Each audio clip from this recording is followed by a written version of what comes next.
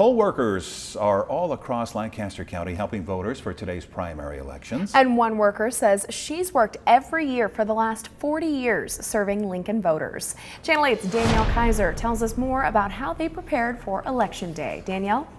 Dozens of poll workers participated in the working polling stations, and I took a look behind the scenes at the big day for them.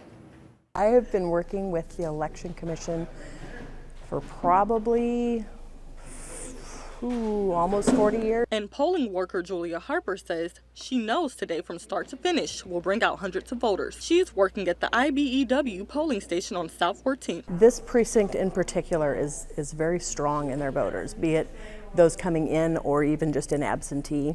We generally have a very high percentage compared to most precincts around, so we're kind of fortunate here that we don't sit around a lot. Election Commissioner Dave Shively said when polls opened at 8, voters were already out at polling precincts. I visited a few polling sites earlier this morning, and there were a few voters showing up at all the locations that I was at. So I think things are off and running pretty well for us. They started around 7 a.m. this morning to set up for Election Day, and Harper says they prepared for weeks. We're all required to take a class by the state. Now I'm an inspector, and so then I not only have to do the class as well, but then on Monday I go down and pick up all of the ballot boxes, the ballots, the voting booths, and all of that kind of thing.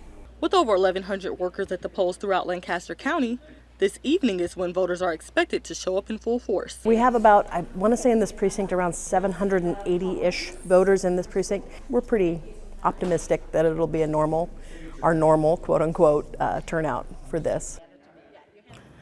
Voting polls will remain open until 8 p.m. tonight, and you can find more information about where your nearest polling location is at nebraska.gov.